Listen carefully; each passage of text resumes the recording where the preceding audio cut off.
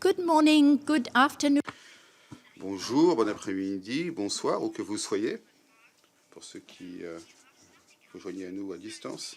Nous entamons notre troisième journée de ce colloque sur les futurs travaux de la CNUDSI dans le domaine du règlement des différends. Nous allons examiner un projet présenté au groupe de travail en commission sur les décisions d'urgence. Afin de nous guider dans ces débats et dans ces exposés, je donne la parole, sans plus attendre, à ma collègue Judith Knipper, que vous connaissez tous parce qu'elle a travaillé au groupe de travail 2 et 3 depuis de nombreuses années, et elle va diriger nos débats. Vous avez la parole, Judith. Thank you very much, Anna. Merci. Bienvenue à cette séance de mercredi après-midi du colloque. Donc, notre thème aujourd'hui fait un peu exception, car c'est le seul thème qui ne traite pas du règlement des différends dans l'économie numérique. Comme l'a dit Anna, c'est un thème qui a été proposé en 2018, lorsque le groupe de travail a discuté de possibles futurs travaux pour accélérer les décisions. À ce moment, le groupe de travail a décidé de recommander à la Commission des travaux sur les décisions d'urgence qui devraient être prioritaires. Comme vous le savez, car beaucoup d'entre vous avaient participé à ces débats, la Commission a confié un mandat au groupe de travail pour travailler sur ce thème, et l'année dernière, la Commission a pu adopter ces règles. Lorsque l'on a adopté les règles à cette session, il y avait une proposition qui était d'élaborer des règles pour la décision d'urgence internationale. Cela a été répété. C'est un complément utile aux travaux sur les décisions d'urgence. Et donc, le groupe de travail a décidé que nous devrions organiser un colloque sur les décisions d'urgence, et c'est ce que nous faisons aujourd'hui. When we were discussing... Lorsque nous avons eu nos débats, nous avons été confrontés à des questions de terminologie.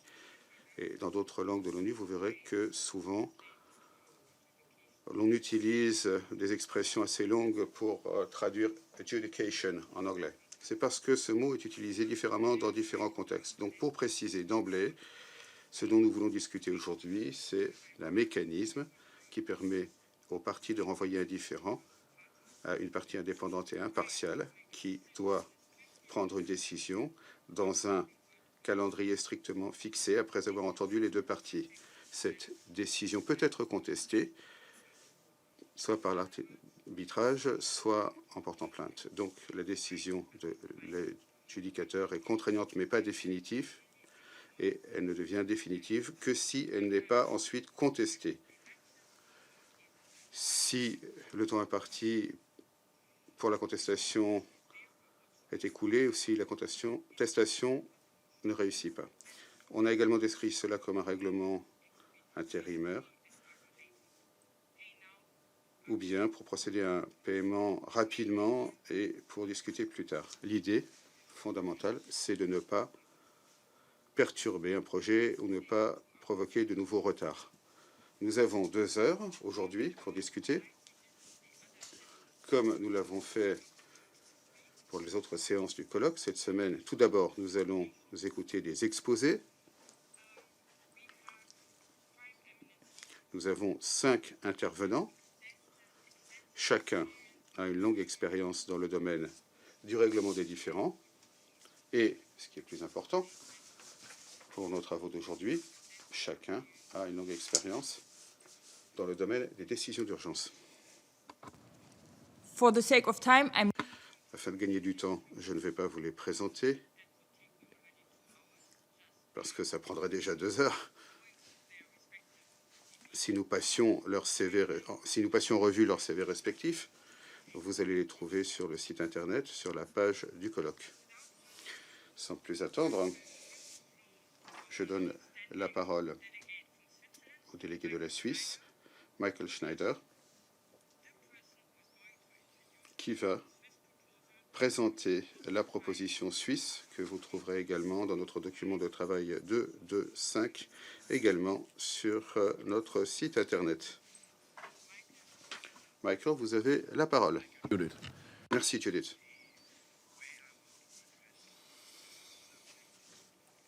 Ce que je voudrais faire, c'est que, avant de présenter la proposition de la Suisse, qui propose une solution particulière à la question des décisions d'urgence dans les différents internationaux, je voudrais vous donner du contexte sur l'importance des décisions d'urgence. Adjudication, c'est un nouvel outil pour le règlement des différents complexes. Et il y a un message important, c'est que la pratique dans les pays où l'on applique cette procédure permet de poser un cadre pour l'arbitrage international. Afin de traiter de ce dernier point, je voudrais brièvement vous présenter le contexte, en particulier dans le cadre des plaintes que nous entendons fréquemment par rapport à l'arbitrage international, qui est devenu trop long et trop onéreux. Il y a diverses raisons à ces griefs, mais une raison essentielle, c'est la complexité croissante des différends. Ou plutôt,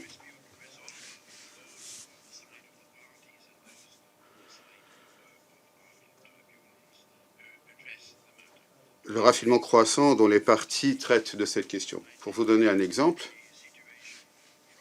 je vais prendre une situation provenant du secteur de la construction. Pour un projet de construction, il y a une séquence. On commence par les fondations du bâtiment, ensuite les murs, puis le toit. Et pour cela, il faut de la planification. Lorsque les travaux de construction ont commencé, il y a des millénaires, on suivait cette séquence sans beaucoup de planification, sauf qu'à l'époque des Romains, Vitruve nous a parlé de ces questions. Mais lorsqu'on avait un arbitrage pour les problèmes de construction il y a quelques dizaines d'années, la planification était simple. On nous montrait un tableau avec les différentes activités. Et puis ensuite, l'enchaînement de ces activités est devenu plus problématique. Et dans les années 1950,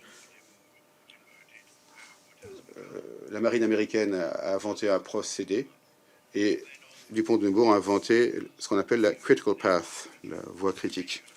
Cela est devenu une caractéristique régulière de la planification des travaux de construction, avec des réseaux complexes, de plus en plus compliqués. Ensuite, ça a été informatisé avec des logiciels. Le plus connu est Primavera. Et aujourd'hui, quasiment tous les projets de construction utilisent ces programmes informatiques. Et donc, nous sommes déjà dans le domaine de la numérisation, où est passée la construction. Et en parallèle à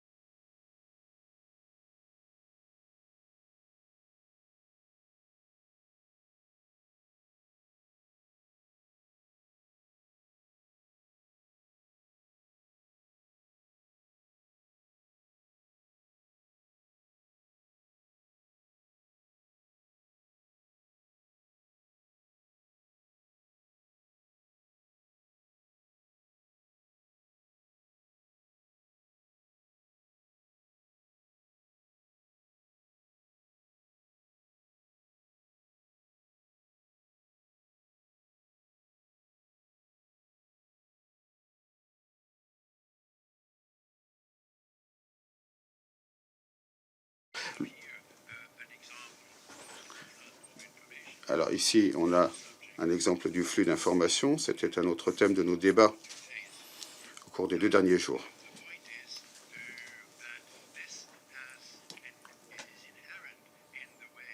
Cela fait partie de l'évolution du projet et également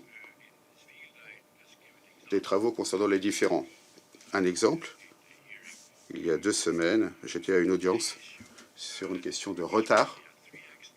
Chaque partie avait 3 experts, l'un pour les questions techniques, l'un pour la quantification, l'un pour les retards. Bien sûr, chacun avait son avis. Il y avait des experts, des documents. Et cela montre comment les différends liés au secteur du bâtiment deviennent complexes et onéreux. Il y a des exemples d'autres secteurs. Un bref exemple pour ne pas perdre trop de temps. Les contrats d'approvisionnement à long terme, la tarification du gaz, c'est une référence au marché national du fournisseur. Il y a une analyse de la valeur du gaz et les experts examinent toutes sortes de différends, par exemple concernant les chaudières plus ou moins efficaces, le nombre de bus qui utilisent le gaz comme moyen de propulsion. Donc, voilà ces éléments de complexité qui font que nous nous retrouvons dans ces processus onéreux auxquels nous sommes confrontés aujourd'hui, et dont tout le monde se plaint. Alors, la sophistication croissante de la présentation des différends et les outils de planification et de mise en œuvre de ces mécanismes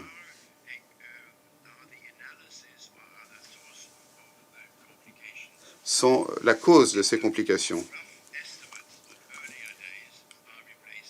Les estimations plus ou moins jugées d'autrefois sont remplacées par des analyses très sophistiquées et détaillées, et nous espérons ainsi nous rapprocher de la réalité. Mais nous ne savons pas vraiment. Et ce n'est pas vraiment très clair. Est-ce que cette sophistication supplémentaire nous rapproche vraiment de la vérité? Et s'il y a une vérité dans ces différents. Donc la question qui se pose, c'est est-ce que la loi des rendements décroissants s'applique à ces analyses supplémentaires que nous menons de plus en plus dans les procédures d'arbitrage, ce qui provoque ces difficultés et ces coûts. Et ça, c'est un problème général. Pas seulement dans le secteur du bâtiment, de la tarification du gaz et l'arbitrage dans ces domaines. C'est un problème qui se présente dans la plupart des cas d'arbitrage. Et nous, qui travaillons aux organes qui se penchent sur ces questions, nous devrions nous pencher très sérieusement sur ces questions. Parce que le problème, ce n'est pas seulement ce qu'on appelle la paranoïa de la procédure, dont on se plaint beaucoup, mais c'est également une sophistication exagérée. J'en viens au sujet des décisions d'urgence. Au Royaume-Uni, le législateur, ou le secteur du bâtiment, ceux qui réfléchissent à ces questions, ont trouvé une solution très intelligente. Pour ce qui est de la décision d'urgence, donc une décision immédiate qui doit être exécutée immédiatement et qui pourra ensuite être suivie par un arbitrage ou une procédure judiciaire. Cet arbitrage, c'est un filet de sécurité si la personne qui rend la décision d'urgence se trompe. Mais ce qui est important, c'est le résultat. Les litiges dans le secteur du bâtiment, qui était un gros problème dans l'arbitrage au Royaume-Uni et devant les tribunaux, a connu une réduction très forte. Et le message, c'est que les utilisateurs, dans la plupart des cas, sont satisfaits des solutions rapides des décisions d'urgence et ne veulent pas ensuite passer à l'arbitrage, ce qui est onéreux. Donc nous devrions sérieusement réfléchir à ces possibilités quand une personne qui rend une décision d'urgence, qui fournit très rapidement une solution, eh bien, c'est une solution par rapport au problème dont on se plaint tant des coûts de l'arbitrage.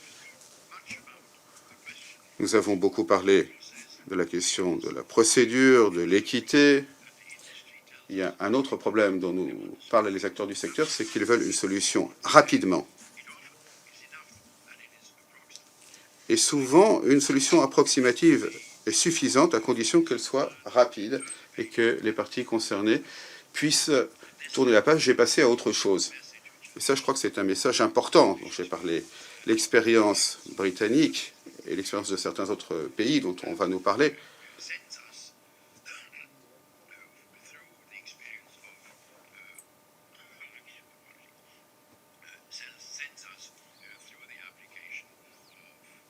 cette expérience donc des décisions d'urgence est très intéressante. J'en viens au thème des solutions. Judith nous a dit dans l'introduction que l'on discute de ce thème depuis un certain temps. De notre point de vue, les démarches qui peuvent être adoptées à la PNUDC, c'est soit un ajout à la loi type, ce serait une application en droit interne, comme c'est le cas au Royaume-Uni et dans d'autres pays, nous en parlerons, ou bien on pourrait avoir un mécanisme concernant les règles d'arbitrage. Et donc, il y a la proposition de la Suisse que je vais présenter. C'est une solution qui a été élaborée en utilisant les règles d'arbitrage. Vous trouverez ce projet dans l'annexe 2 du document de travail 225, WP 225. Le document a été distribué et il y a une note explicative qui fournit du contexte. C'est un projet, c'est une première tentative de traiter de cela au niveau international, parce que c'est là que se pose le problème pour nous. Donc pour trouver une solution qui permette une application pratique. Actuellement, il y a des procédures de décision d'urgence que dans un certain nombre de pays et dans un certain nombre de contrats types dans le domaine du bâtiment.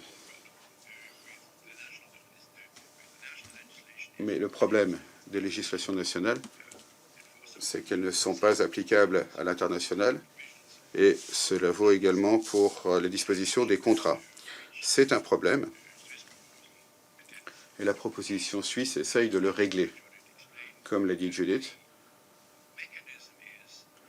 le mécanisme, c'est une exécution immédiate, mais avec une possibilité de revenir sur la décision après l'exécution.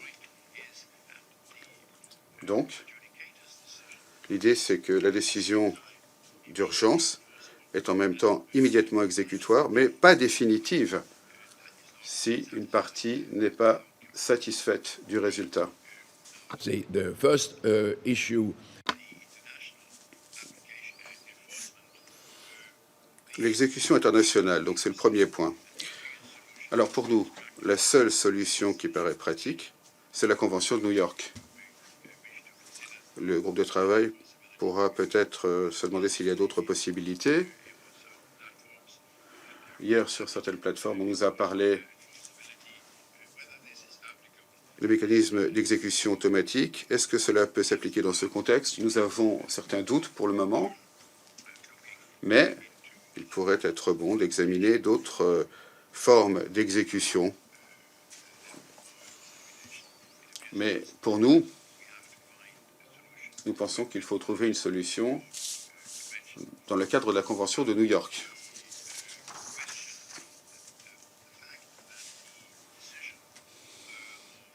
Le fait que les décisions d'urgence soient considérées comme une décision, ce n'est pas un problème. La question, c'est s'il y a un nouvel arbitrage, si l'on met en cause la décision, cela met en question le caractère exécutoire. Actuellement, l'article 5.1e ne semble pas être en conflit avec cette démarche du caractère exécutoire de la décision d'urgence. En outre, le problème de la nature provisoire est réglé dans la solution suisse par le fait qu'il y a une période limitée dans laquelle la décision d'urgence peut être contestée. Nous nous proposons 30 jours, mais ça peut être autre chose. Mais donc, après 30 jours, en fait, la décision devient définitive. Autre point problématique,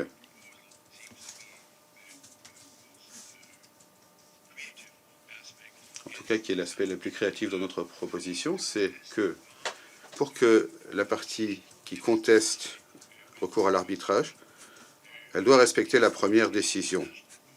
Et donc, dans un contexte international, cela garantit le respect immédiat de la décision d'urgence. Par exemple, la décision d'urgence dit qu'il faut payer un certain montant. La partie qui a perdu doit procéder au versement, doit payer, pour rouvrir l'affaire dans une procédure d'arbitrage. Et ce mécanisme garantit le paiement immédiat. Alors, la première réaction, ça pourrait être qu'une partie pourrait dire pourquoi est-ce qu'on devrait payer s'il n'y a pas de décision définitive? Mais justement, ce n'est pas un paiement définitif. C'est juste un transfert de flux financiers, de flux de trésorerie. Normalement, le défendeur peut ne pas payer et attendre pendant des années la fin de la procédure d'arbitrage. Avec ce mécanisme, la situation de trésorerie est inversée.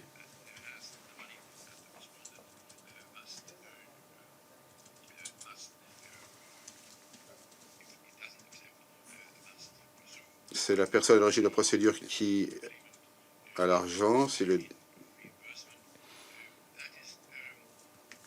défendeur doit payer si il n'y a pas d'autre procédure. D'un point de vue commercial, ce n'est pas une situation injuste parce que chacune des deux parties se trouve dans une situation injuste parce que l'autre partie peut retenir l'argent. Donc, il y a une décision préliminaire impartiale qui crée un changement.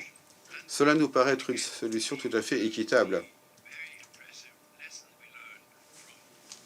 Et puis, l'enseignement que nous avons tiré de la pratique britannique, c'est que la plupart des parties sont satisfaites. Alors, elles ne sont peut-être pas satisfaites, mais en tout cas, elles considèrent que la décision d'urgence est suffisamment acceptable pour ne pas entamer une procédure d'arbitrage qui est longue et coûteuse. Nous avons fait une proposition de règles qui pourrait être adoptée. Nous avons essayé de les rendre aussi concises que possible. Nous n'avons pas besoin de les présenter de manière détaillée. Il y a deux protections supplémentaires. Premièrement, la personne qui rend la décision d'urgence peut être confrontée à une plainte dont il considère qu'il n'est pas possible d'y faire droit par une décision d'urgence. Donc, la personne responsable de la décision d'urgence peut dire qu'elle ne prendra pas de décision concernant cet aspect-là et laisser cela à l'arbitrage. Deuxièmement, la personne responsable de la décision d'urgence peut ordonner une garantie dans le cas où la personne à l'origine de la plainte paraît être insolvable. Et donc, il pourrait y avoir un risque si l'on procède au paiement. En conclusion, ce que nous avons décrit comme une procédure dans les contrats dans le bâtiment, c'est un enseignement précieux pour l'arbitrage de manière générale, et en particulier avec les mécanismes dont nous avons discuté ces 2 derniers jours, où il y a des décisions, notamment concernant les méthodes électroniques avec les algorithmes ou l'intelligence artificielle. Les parties seront peut-être disposées à prendre le risque d'une procédure, mais elles voudront peut-être avoir des protections, un filet de sécurité. Et dans ce genre de situation aussi, ce type de procédure peut être utile. Et nous devrions remercier les législateurs du Royaume-Uni qui ont trouvé une solution aussi créative. Nous devrions nous en inspirer pour répondre aux plaintes de nombreux utilisateurs s'agissant de procédures d'arbitrage longues et onéreuses. Merci. Thank you very much. Merci, Michael, pour ce panorama historique et de politique très large. Merci également d'avoir parlé en profondeur de l'expérience du Royaume-Uni parce que cela facilite beaucoup la tâche de la modératrice qui va pouvoir ainsi vous présenter l'intervention suivante qui porte précisément sur l'expérience du Royaume-Uni. Il s'agit de quelqu'un qui a ou plutôt le Royaume-Uni a déjà 25 années d'expérience réussie dans ce domaine. Nous allons donc entendre Lindy Patterson, qui est arbitre à plein temps et qui préside des panels d'arbitrage. Et surtout, elle est également pour le Royaume-Uni tierce décideuse. Merci, bonjour, bonsoir. Comme Judith l'a indiqué, les décisions d'urgence existent au Royaume-Uni depuis près de 25 ans.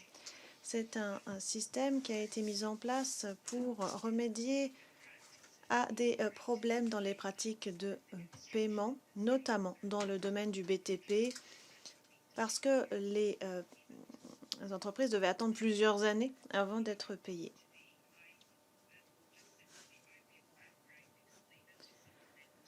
Je vais compléter le contexte qui vous a été donné par Michael. Une des caractéristiques des contrats dans le BTP, c'est que les paiements sont soit mensuels, soit progressifs sur des périodes très prolongées. Et ça, c'est un facteur décisif pour le recours à la décision d'urgence. La création du système de décision d'urgence est intervenue au même moment que la modification des pratiques de paiement sur lesquelles nous avons dû légiférer parce qu'elles posaient beaucoup de problèmes. J'y reviendrai plus tard. Nous avons, à travers la législation, réduit les droits de la partie qui doit payer à retenir les versements.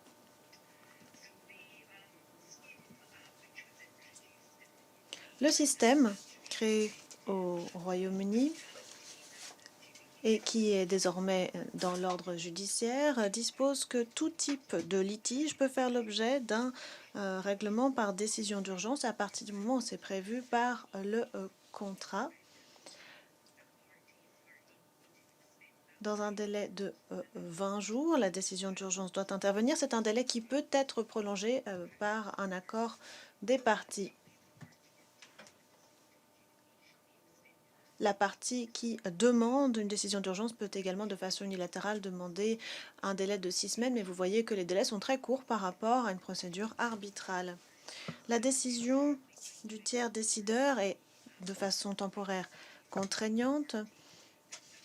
Si la partie qui reçoit ou la partie qui doit payer ne demande pas une procédure arbitrale, la décision devient définitive. L'exécution des décisions n'a pas rencontré de difficultés au Royaume-Uni. On peut obtenir un arrêt résumé sur la base d'une décision rendue par un tiers décideur. Les cours ne se penchent pas sur le fond du litige et de façon générale, le droit de contester la décision d'un tiers décideur se limite à 2 catégories de cas de figure. D'abord, lorsque le tiers décideur n'a pas à respecter les grands principes de la justice. Pour cela, il faut que les violations soient assez significatives, puisque l'on parle d'un calendrier très serré dans les décisions rendues par les tiers décideurs. La régularité de la procédure ne s'applique pas de la même façon que lors d'un arbitrage. Pour vous donner un exemple, pendant quelque temps au Royaume-Uni, des tiers décideurs particuliers étaient nommés par des parties requérantes parce qu'ils considéraient qu'ils seraient peut-être plus favorables. Les cours ont pris des décisions très fermes pour corriger la situation. Cet aspect reste un grand motif de contestation. Deuxième cas de figure, lorsque le tiers décideur outrepasse sa compétence. Lorsque son mandat, donc, n'a pas été respecté. Le mandat du tiers décideur figure dans ce que l'on appelle la notice de la décision d'urgence. Si le tiers décideur outrepasse ce cadre en prenant une décision sur quelque chose qui n'avait pas été prévu, il arrive que la décision du tiers décideur soit cassée. Ces motifs de contestation se sont développés ces 25 dernières années. Je pense que toutes celles et ceux au Royaume-Uni qui travaillent dans ce secteur connaissent bien les cas limités dans lesquels une décision par un tiers décideur ne sera pas exécutée par un tribunal. Nous avons donc une jurisprudence assez touffue dans ce domaine. Michael a parlé d'un système de justice un peu simple et rapide, et c'est effectivement le point de vue de nos tribunaux. Lorsque l'on utilise la décision d'urgence, il est possible de contester ensuite la décision, mais pendant ce temps-là, la législation exige qu'il n'y ait pas de retenue de trésorerie.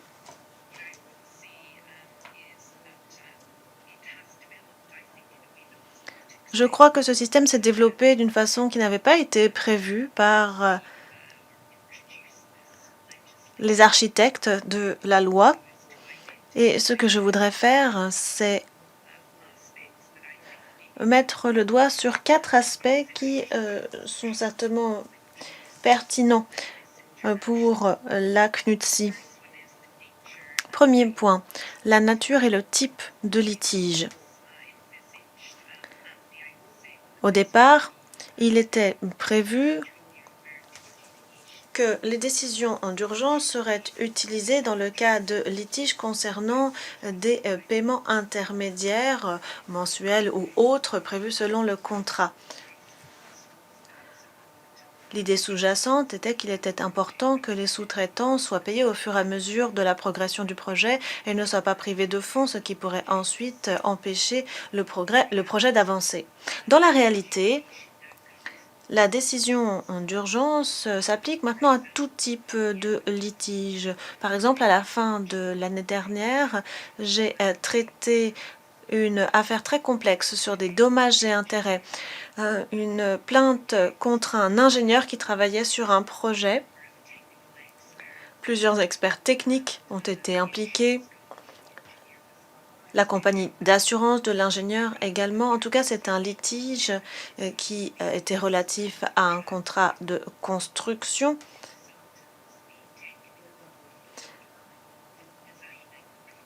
Les consultants, les personnels techniques qui sont impliqués dans la conception d'un projet, en effet, sont concernés par cette définition large de contrat de construction. Le calendrier fixé était de 20 jours et de façon générale, d'après mon expérience, je peux vous dire que ce délai est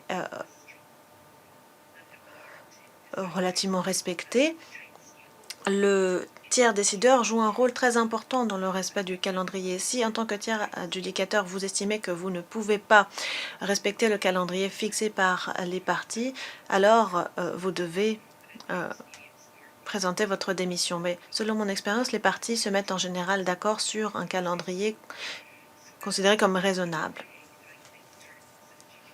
Je crois que cela rend en fait le système de décision d'urgence en quelque sorte comparable à un système de mini-arbitrage. Lorsque les affaires sont complexes, j'organise des réunions, soit en ligne, soit en personne, avec les experts techniques afin d'approfondir ma compréhension du litige. Pour l'affaire dont je parlais, l'année dernière, j'ai organisé plusieurs réunions avec des experts techniques sur différents aspects. Voilà donc une évolution qui n'avait certainement pas été prévue par les architectes de ce système, mais c'est néanmoins le signe du succès de ce système, le fait que les parties soient prêts à s'en saisir pour différents types de litiges.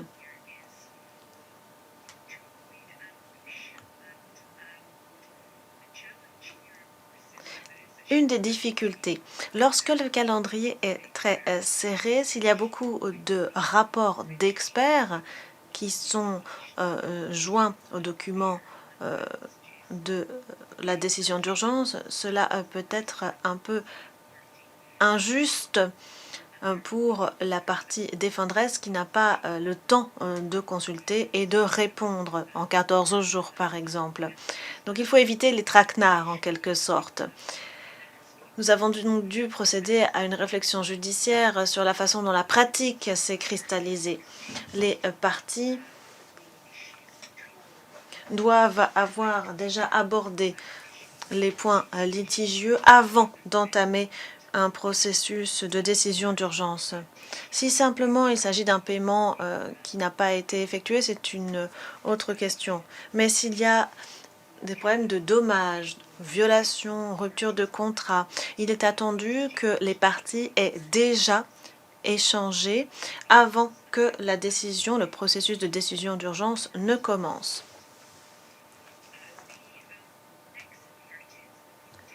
Point suivant, le contexte des contre-demandes. Si une partie au litige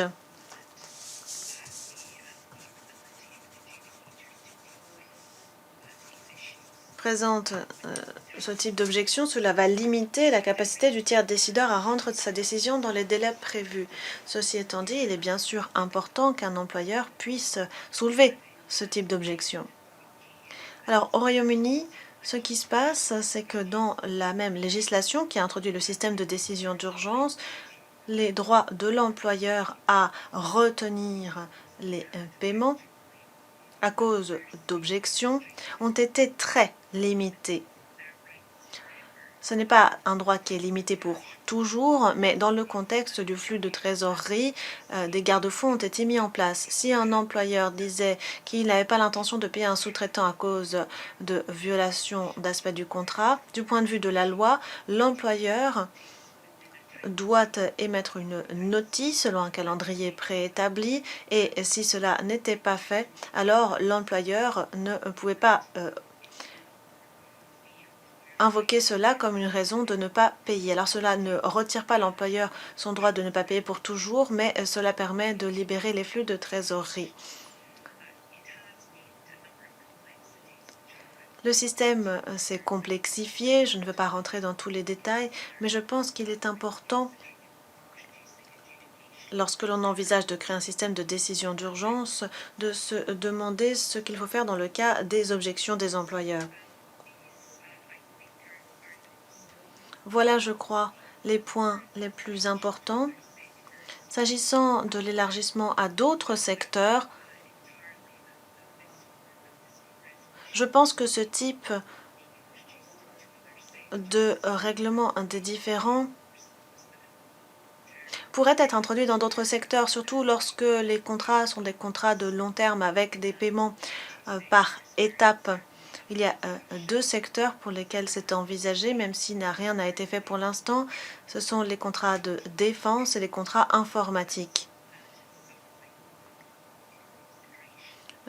C'est un point que je livre à votre réflexion. Ce qui est intéressant pour le secteur de la construction, c'est que on peut facilement identifier les parties à un contrat de construction, et ce n'est pas forcément le cas pour des contrats dans d'autres secteurs, et c'est sans doute la raison pour laquelle il a été plus facile d'appliquer ce système au BTP. Je vais encore soumettre un point à votre sagacité. Plus de 90% des décisions des tiers décideurs au Royaume-Uni sont acceptées. Je crois qu'aujourd'hui on est à 95%, ce qui montre que les parties sont prêtes à accepter les décisions des tiers décideurs comme décision finale, même lorsque les questions sont complexes. Il y a quelque chose qui mérite réflexion, néanmoins, c'est que si il y a ensuite une procédure d'arbitrage au Royaume-Uni, c'est comme si la décision du tiers décideur n'avait pas existé. Il ne s'agit pas de contester la décision du tiers décideur. En fait, le litige est à nouveau complètement réexaminé.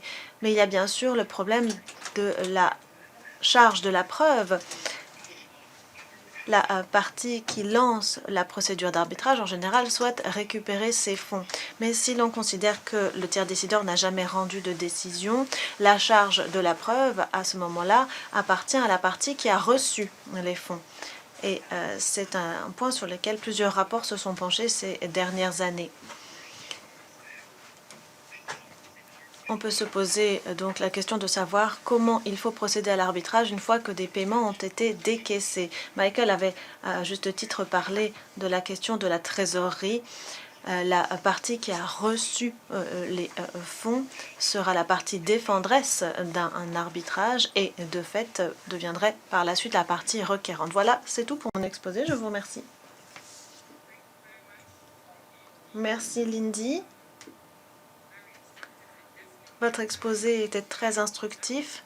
Je vais devoir changer mes remarques liminaires. Nous parlons de numérisation, puisque notre deuxième oratrice est déjà en plein dedans. Nous allons maintenant entendre deux autres exposés du Canada. Alors, un du point de vue du common law et un du point de vue du droit civil. J'aimerais donner la parole à Pierre Grenier de Dentons Canada et président de l'Institut de médiation et d'arbitrage au Québec. Pierre, vous avez la parole. Merci, Judith.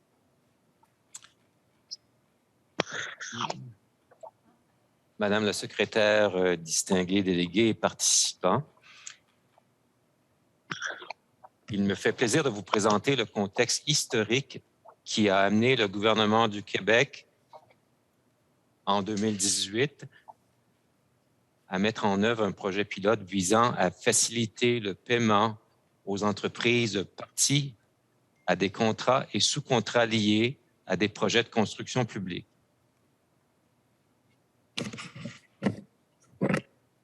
Il m'apparaît également important de souligner les constats qui ont été tirés au terme de ce projet pilote, lequel s'est terminé en 2021. Le Québec est la première juridiction provinciale au Canada à se doter d'une telle réglementation, initialement sous la forme d'un projet pilote. Le projet pilote comprenait un calendrier de paiement obligatoire et un processus visant à régler en temps réel, c'est-à-dire rapidement, les différends survenant pendant l'exécution des travaux, soit le processus que l'on réfère à l'adjudication en anglais. Il se caractérise par l'émission d'un avis exécutoire, mais non final. Le secteur de la construction au Québec compte des dizaines de milliers d'entreprises et plus de 175 000 travailleurs. En 2013, un regroupement de plus de 20 associations d'entrepreneurs en construction forme une coalition dont l'objectif est de mettre un terme à l'augmentation injustifiée des délais de paiement dans le secteur de la construction.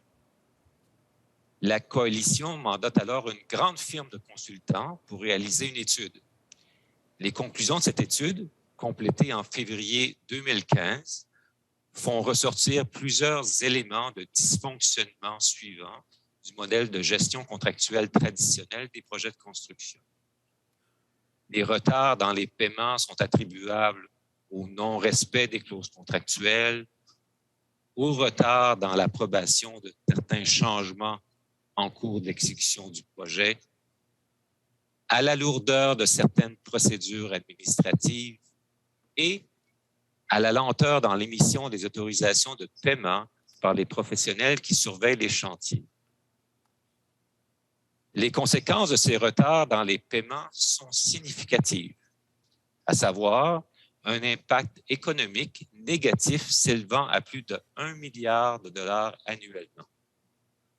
Les problèmes de liquidité entraînant des difficultés de paiement pour les entreprises, à leurs employés, aux sous-traitants, à leurs fournisseurs. Les frais d'intérêt s'élevant à plus de 137 millions de dollars par année. Des pertes de productivité et un impact sur la compétitivité de l'industrie. De manière contemporaine, la Commission publique d'enquête sur l'octroi et la gestion des contrats publics dans l'industrie de la construction au Québec émet son rapport en novembre 2015.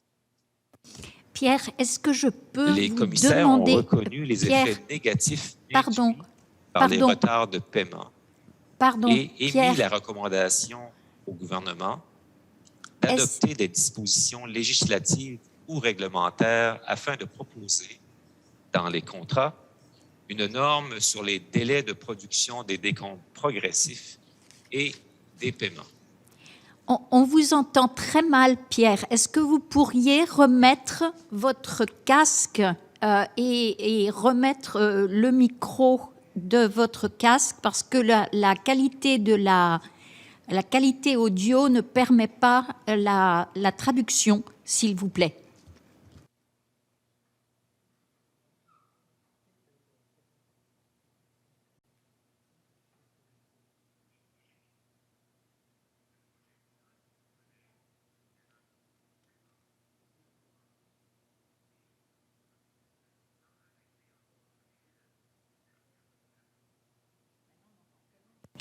Pierre, je crois qu'on vous a perdu.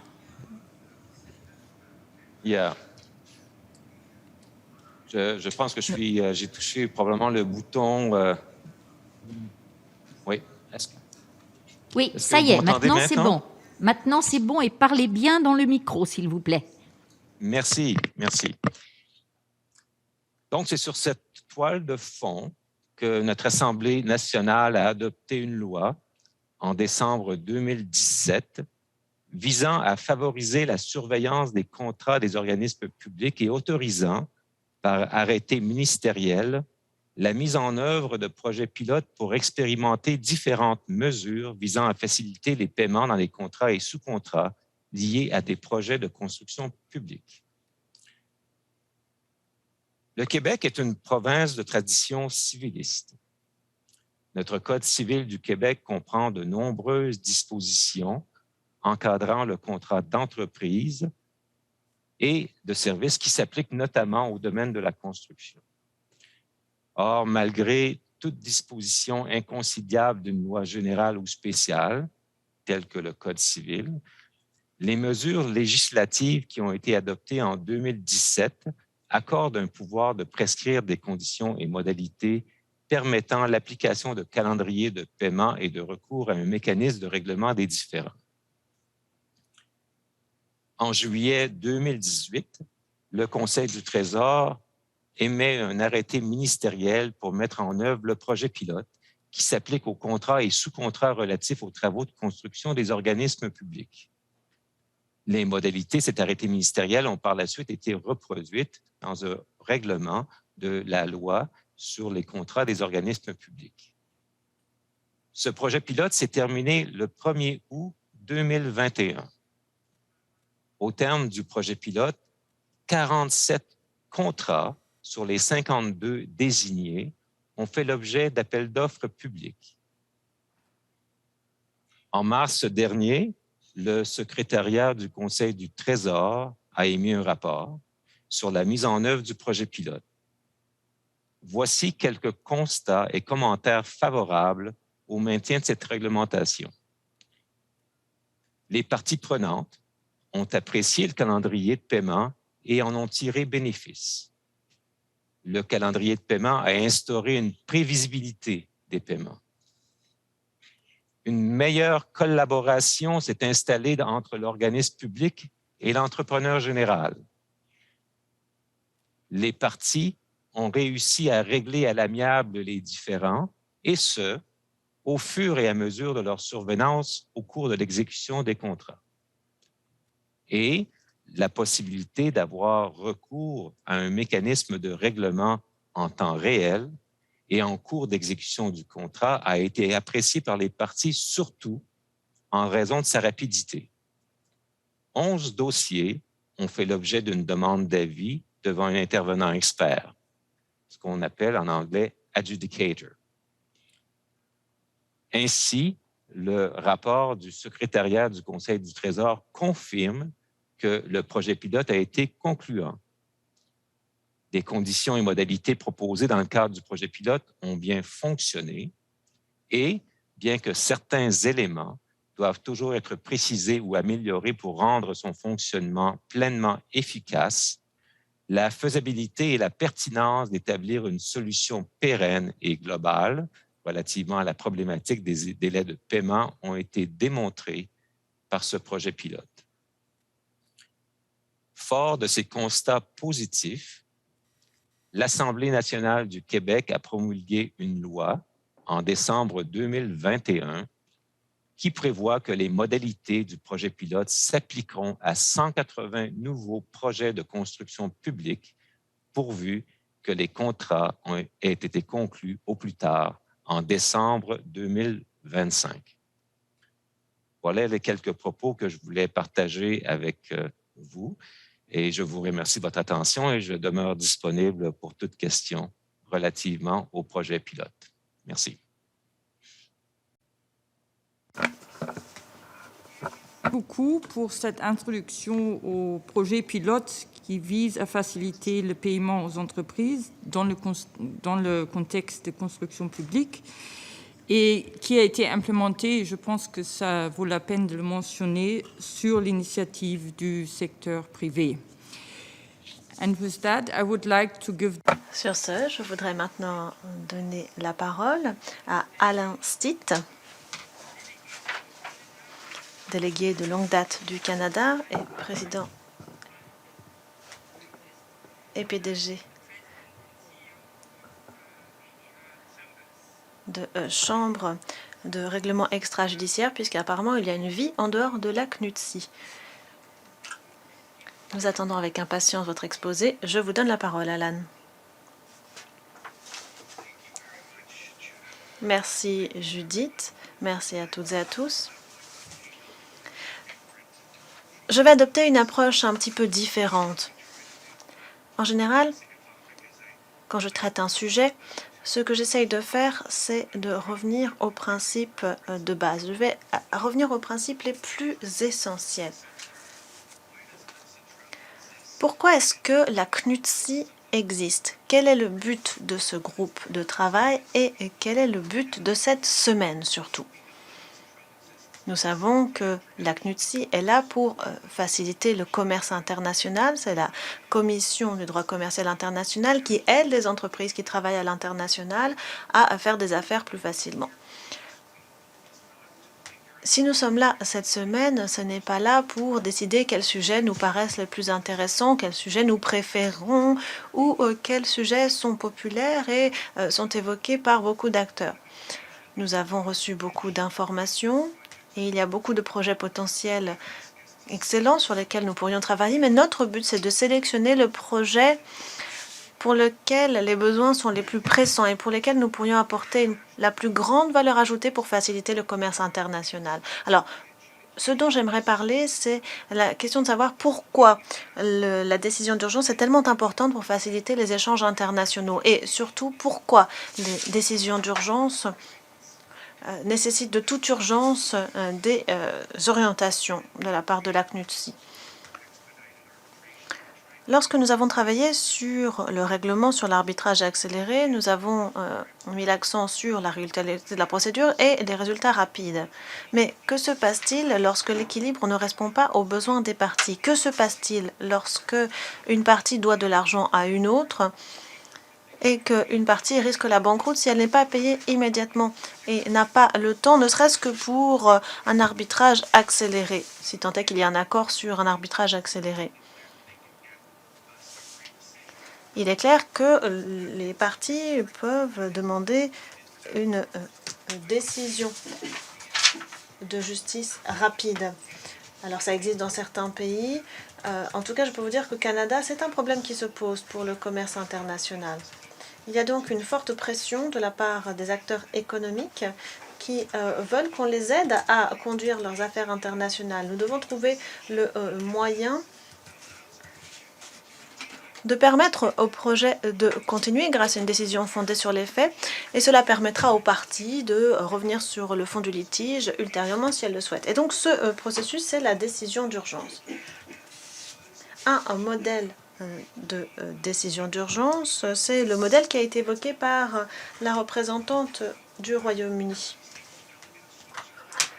La Suisse a présenté une idée de modèle un petit peu différent, et moi j'aimerais vous parler du modèle qui existe en Ontario. Mais ce qui est vraiment important, et l'argument que je voudrais faire passer, c'est que le monde des affaires attend de nous, CNUTSI, des experts en matière de règlement des différends, de déterminer quelles sont les meilleures pratiques en matière de décision d'urgence, puisque ce système s'impose très rapidement. Il n'y a pas encore de meilleures pratiques, il y a différentes pratiques dans différents pays.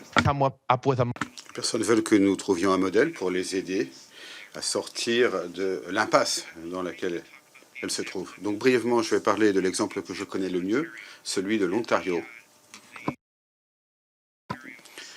L'organisation en Ontario, c'est ODAC, qui prend des décisions en matière de secteur du bâtiment pour les litiges. Les entreprises de l'Ontario ont exigé un modèle de décision d'urgence. Ils sont adressés au gouvernement et ils ont dit « Nous avons vraiment besoin de cela, notamment pour les contrats dans le secteur du bâtiment. » Et mon organisation et moi-même avons été chargés de trouver un modèle de décision d'urgence qui fonctionnait. Donc j'ai examiné les différents modèles de décision d'urgence utilisés dans différentes régions du monde. J'ai vu à quel point ils étaient différents les uns des autres. J'ai essayé de prendre les meilleurs éléments de chacun et de concevoir de nouveaux éléments pour concevoir un modèle pour l'Ontario. Et l'Ontario a une législation qui permet les décisions d'urgence. Alors, quelques caractéristiques clés. La décision est donnée en 30 jours. Les requérants fournissent leurs éléments et 30 jours plus tard, une décision est rendue. Donc, c'est très rapide. Une caractéristique unique, c'est que il y a la proportionnalité. Donc, la pénalité sera à la hauteur du différend. Donc, par exemple, pour un différent sur 30 à 40 000 $, il y a des limites. On ne peut fournir qu'un certain nombre de pages de données. On a une demi-heure pour faire un exposé, ce qui coûte à peu près 1 000 $ par partie. Donc, c'est un processus très abordable afin d'arriver à une décision très rapide. Et pour les plus petits différends, nous avons même une procédure plus rapide, avec moins de documents. Dans certains cas, il n'y a pas d'exposés oraux. Il y a un processus où le tiers décideur peut décider d'une audience en ligne et il prend une décision après les contributions des parties. Alors si on se dit, mais une seconde, parce que ça n'est pas juste, parce qu'il n'y a pas de procédure régulière, mais les parties, si elles le veulent, peuvent toujours choisir d'aller en justice. Et en général, les parties acceptent la décision. Notre expérience des 2 dernières années en Ontario, c'est qu'il n'y a, à notre connaissance, aucun exemple où les parties sont allées en justice. Elles ont toujours accepté ces décisions en urgence. Ce qui est important, c'est que je n'essaye pas de vous convaincre du fait que nos règles en Ontario sont les meilleures règles. Peut-être que les meilleures, ce sont celles proposées par la délégation suisse, ou celles du Québec, du Royaume-Uni, de la Malaisie, de l'Australie, ou d'ailleurs. Mon objectif, c'est d'essayer de vous montrer comment le monde des affaires a vraiment besoin de moyens pour obtenir une décision d'urgence. Souvent pour pouvoir continuer à travailler et ils ont besoin que la CNUTSI travaille sur cela en urgence. Au Canada, on nous demande toujours comment avoir des clauses de décision d'urgence dans nos contrats internationaux. Le problème, c'est qu'actuellement, nous ne pouvons pas les aider parce qu'il n'y a pas de règles internationalement acceptées. De nombreux pays n'ont pas de régime de décision d'urgence. Et donc, les personnes ne savent pas ce qu'elles doivent faire quand elles veulent une décision d'urgence. Le problème, c'est que si nous disons nous traiterons de cela plus tard, quand les choses auront un peu évolué, nous n'aurons pas rempli notre mandat, faciliter le commerce international. Ces derniers jours, on nous a parlé de l'économie numérique et comment les règlements extrajudiciaires passent en ligne. Et c'est tout à fait vrai. Mon organisation a traité de nombreuses affaires en ligne. Le règlement des litiges en ligne, c'est très important, c'est bien plus important que les décisions d'urgence. Mais il est urgent de traiter de ces questions. Ce qui se passe en ligne,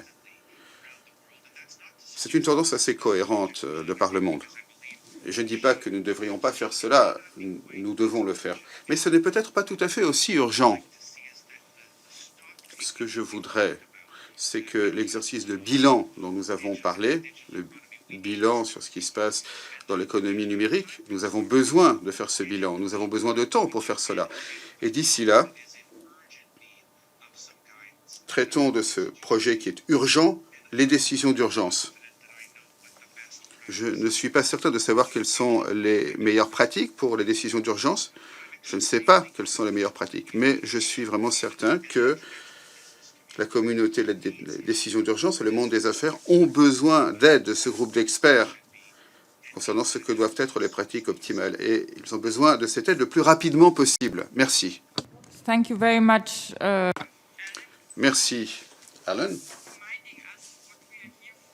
de nous rappeler pourquoi nous sommes ici et ce que nous devons faire. J'espère que tout le monde entend bien. Je reçois beaucoup de messages sur le chat. On m'a dit de ne pas bouger, donc je vais essayer de ne pas bouger du tout.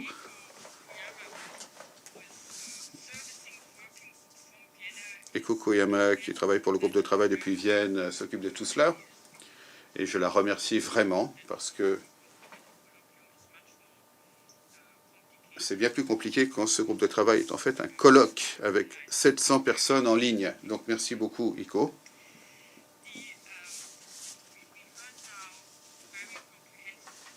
Donc nous avons écouté des exposés très complets du Canada concernant le droit civil, le common law. Dans ces cadres, on agit à la demande d'entreprises qui veulent des décisions d'urgence. À présent, je vais donner la parole à Jesucito Moralos, qui est président de l'Institut de décision d'urgence des Philippines. C'est un ingénieur en construction civile et un avocat. Et il va nous présenter la situation aux Philippines. Merci. Jesucito, vous avez la parole. Thank you, Judith. Merci, Judith. Mesdames et messieurs les représentants, mesdames et messieurs les membres du secrétariat, mesdames et messieurs les organisateurs, bonjour.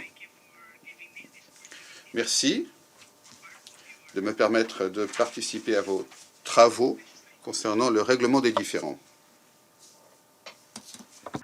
Allow me to present. Je voudrais vous présenter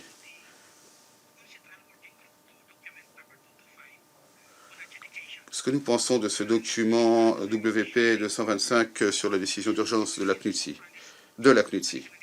Je vais vous faire part de notre expérience nationale, de notre contexte économique. Nous pensons que la décision d'urgence serait un moyen efficace de régler les différends pour les contrats à long terme et un moyen de garantir l'exécution provisoire des décisions. That is thus advanced is Concernant un tiers décideur qui est choisi pour exercer une fonction judiciaire et pour régler un différend sur la base des éléments fournis par les parties,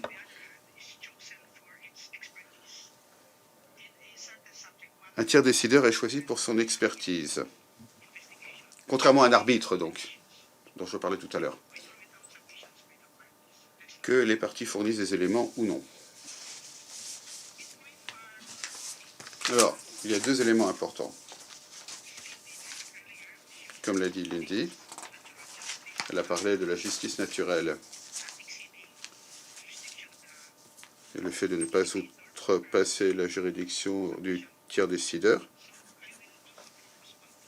Donc moi aussi, je vais mettre l'accent sur deux choses. L'acceptation des éléments de preuve et l'appréciation des questions dont on parle.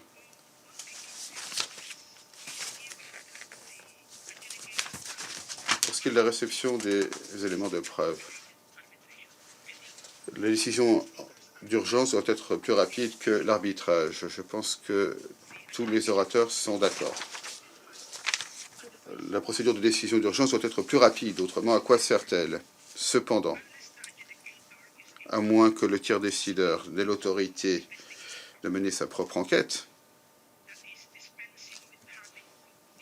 et donc il n'aurait pas forcément besoin de strictement respecter la procédure régulière, il serait impossible d'obtenir des preuves qui auraient la même qualité que celles fournies par l'expert sur un sujet, et ce le plus rapidement possible. Il faut comprendre que, comme l'a dit Michael tout à l'heure, la nature hautement technique des projets du secteur du bâtiment. Alors, dans le système britannique, ils suivent la jurisprudence, case law en anglais. Et il faut prendre en compte les éléments de la justice naturelle. Mais cela a des conséquences. Comme l'a dit Alan, je crois.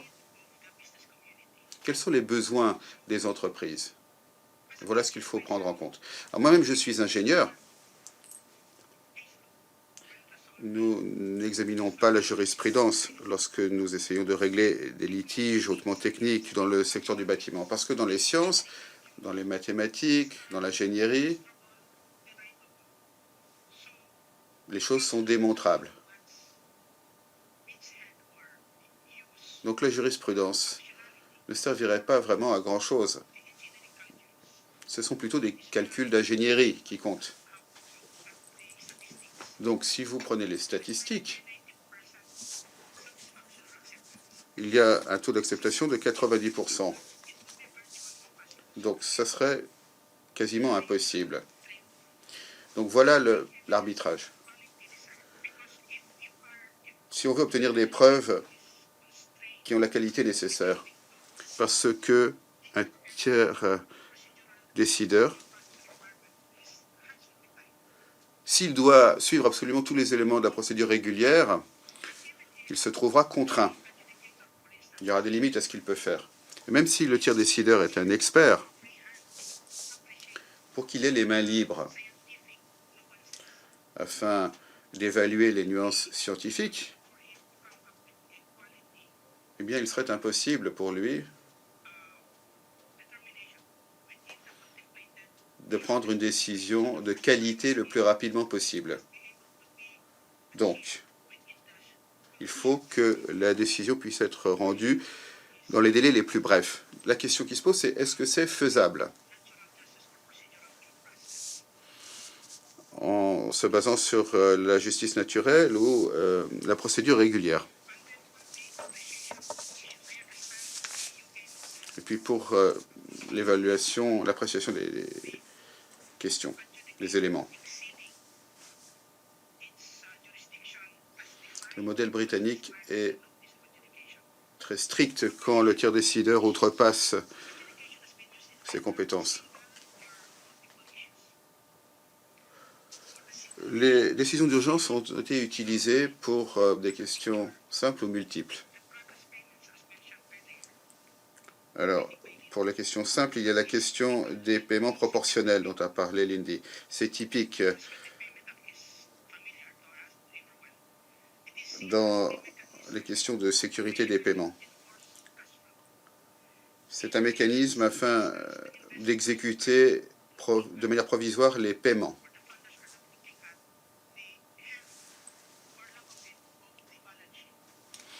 En Finlande, la partie défense reste n'examine pas la nature du bilan, mais plutôt les flux de trésorerie. Donc, comme l'a dit Alan, quels sont les besoins du monde des affaires? Est-ce qu'ils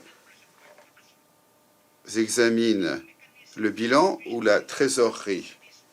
Donc, c'est un mécanisme visant à exécuter de manière provisoire la trésorerie, les paiements, afin que les travaux dans le cadre d'un contrat à long terme puissent se poursuivre.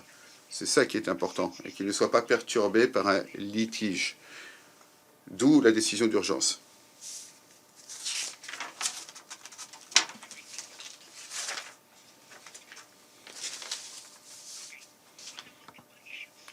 Pour ce qui est des questions multiples,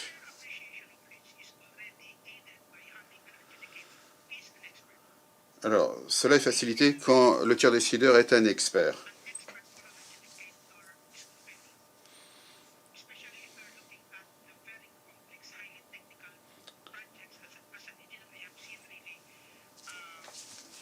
Je crois qu'il y a d'excellentes raisons pour lesquelles un tiers décideur doit être un expert. Pour des questions très complexes, il faut que ce soit un expert.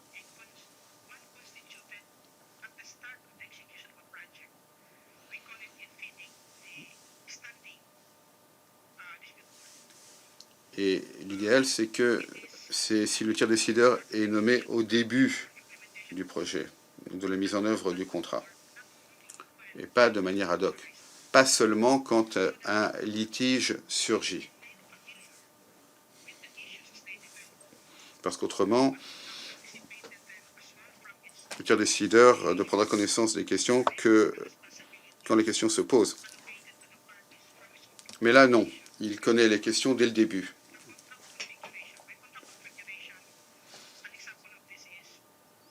Et il a connaissance de la configuration du contrat. Cela inclut, par exemple, l'affectation des risques et des responsabilités. C'est différent si la configuration du contrat, c'est selon la nature du contrat.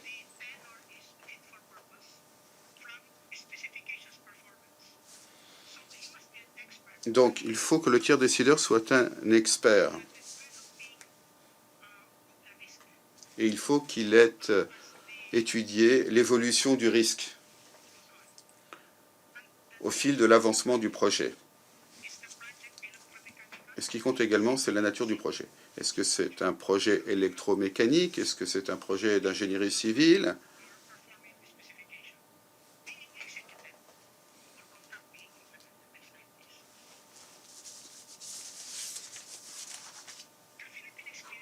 L'expérience des Philippines, et ça c'est le contexte économique dans notre région, nous sommes réticents pour ce qui est de la nomination d'un tiers décideur, même si c'est prévu par le contrat.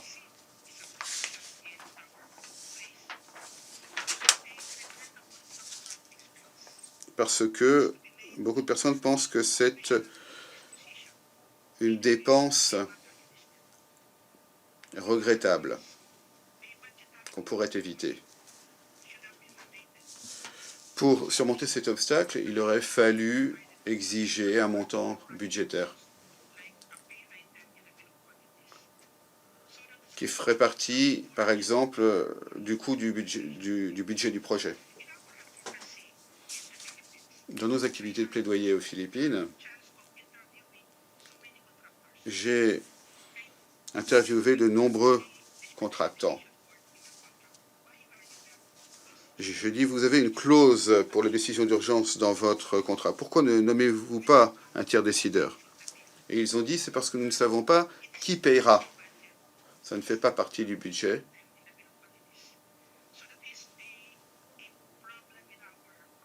Donc il y a un problème dans notre culture ou dans notre région. Mais il pourrait y avoir une solution. Ce dont j'ai parlé pourrait être une solution.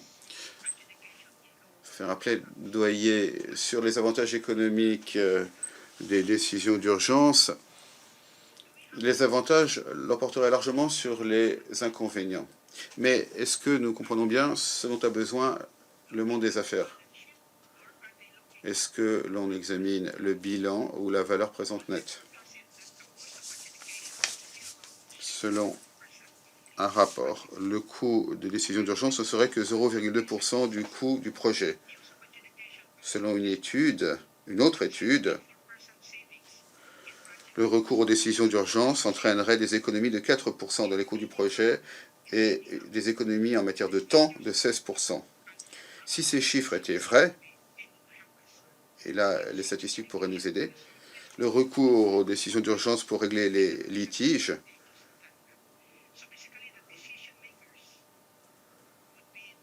représenterait un immense avantage économique. Donc les décideurs, ce seraient les investisseurs. Est-ce qu'ils examinent le bilan ou la trésorerie ou la valeur présente nette?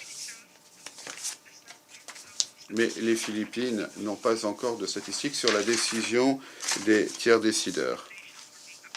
Ou bien le fait qu'on passe à l'arbitrage, ou bien le fait que ce soit confirmé ou non en justice. Encore une fois, pour ce qui est de nommer un tiers décideur, il y a une certaine hésitation, voire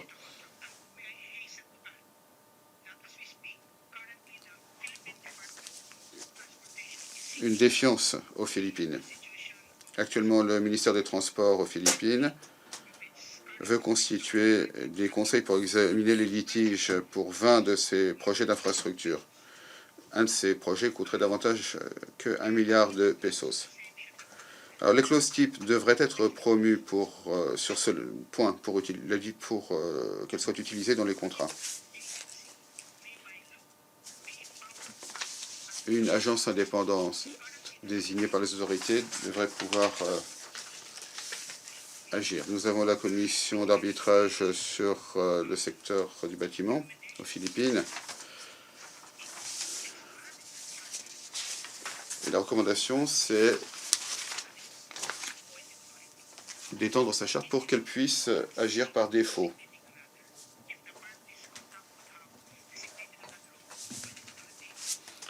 Si les parties contractantes désignent une autorité, très bien. Autrement, il faut qu'une autorité soit désignée qui ait les compétences nécessaires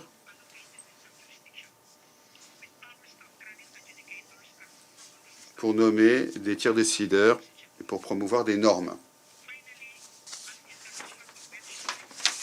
Enfin, une convention internationale comme la Convention de New York, ou bien une loi type comme celle de la CNUTSI sur l'arbitrage commercial international, ce ne sera pas forcément facile à faire accepter dans d'autres pays, pas seulement concernant le rôle du tiers décideur, mais également concernant ses décisions, et notamment pour le montant exécuté de manière provisoire pour faire droit au litige. Donc, aux Philippines, notre expérience, c'est que la loi type de la CNUTSI et la Convention de New York ont été tout à fait utiles.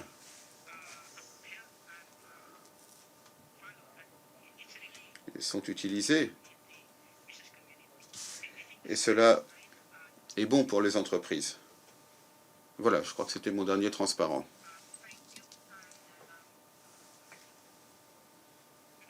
Merci. Thank you very much. Merci pour cet exposé très complet. Merci de nous avoir indiqué les questions dont nous devrions discuter maintenant. Nous avons entendu beaucoup de choses. On nous a dit qu'il y a des problèmes qui se posent concernant le champ d'application, le secteur du bâtiment ou au-delà pour les contrats à long terme. On nous a parlé du caractère exécutoire, de la force exécutoire. On nous a parlé de certaines expériences dans le cadre de décisions d'urgence dans le contexte national, interne. Là, nous parlons du droit commercial international. Nous a parlé des questions pratiques qui pourraient se poser, notamment dans le dernier exposé de Ressuscito. On nous a suggéré des thèmes sur lesquels nous pourrions travailler, par exemple les règles du contrat, les règles pour la décision d'urgence, les lois types, une convention. Donc tout est possible. À présent, je voudrais ouvrir le débat afin que les participants nous donnent leur point de vue.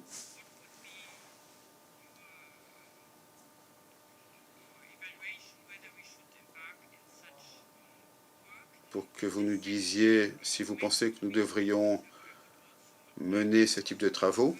C'est aussi une séance d'information, donc je voudrais que ceux qui voudraient faire part d'autres informations, d'autres expériences en matière de décision d'urgence, qu'ils nous en fassent part. Et donc j'ouvre le débat. And I see that India is requesting. L'Inde demande la parole. I would like to thank Je remercie le secrétariat pour cette excellente séance du groupe de travail numéro 2 de la CNUTSU sur le règlement des litiges. Nous avons entendu de nombreux exposés, points de vue. C'était une excellente occasion pour comprendre ces questions qui évoluent très vite liées au règlement des litiges en ligne. Alors, je voudrais parler des décisions d'urgence. Les décisions d'urgence, c'est l'aspect le plus important de tout processus de règlement des litiges. Aujourd'hui, il y a des mécanismes différents de décision d'urgence qui se basent sur divers systèmes juridiques. Nous avons vu cela dans les litiges commerciaux, litiges en matière d'investissement, entre autres. Nous sommes une juridiction de common law, mais nous sommes souvent confrontés à des aspects d'autres régimes juridiques, parce que certaines parties viennent d'autres régimes juridiques. Donc il faut avoir des tiers décideurs qui comprennent les différents systèmes judiciaires. Malheureusement, il y a une division claire entre les systèmes juridiques. Cela ne vaut pas que pour les décisions d'urgence, mais ça vaut également pour les décisions de justice dans le cadre de l'arbitrage. Il est donc important d'essayer d'élaborer des procédures communes et une loi type pour essayer de minimiser les problèmes et d'essayer d'harmoniser les régimes juridiques autant que possible. Nous pensons qu'on peut y arriver avec des experts de différents régimes juridiques qui travaillent ensemble, qui essayent de voir quelles sont les différences et comment y remédier. Merci. Thank you very much. Merci. Alors, j'ai sur ma liste Reserved 46. Je ne sais pas très bien ce que cela veut dire. Ah, ce sont les États-Unis. Non? Singapour. Singapour. Thank you, Judith. Merci, Judith. Tout d'abord, nous remercions le secrétariat pour le travail qu'il a abattu sur cela. Merci aux intervenants qui nous ont fait part de leur expérience sur la décision d'urgence. Nous sommes prêts à travailler sur la décision d'urgence et ses conséquences internationales. Mais jusqu'ici, dans notre expérience, son application s'est faite au niveau national. Actuellement, Singapour a un cadre pour les décisions d'urgence. Dans le cadre de notre loi sur le secteur du bâtiment, cela est en vigueur depuis 2005. Cela est différent, distinct des procédures d'arbitrage. Les principaux contrats dans le secteur du bâtiment, les contrats de construction, prévoient l'arbitrage pour régler les litiges entre les parties contractantes. Dans le cadre de cette loi, la décision d'urgence, c'est une option qui va au-delà des dispositions du contrat. Si le groupe de travail se penche sur la décision d'urgence pour étudier cela, Nous pensons qu'il y aura également des problèmes d'harmonisation et d'exécution transfrontière en lien avec ce cadre de décision d'urgence, ce cadre international. Notre loi, en l'état, s'applique à tous les contrats dans le secteur de la construction pour les projets à Singapour, et toute disposition des contrats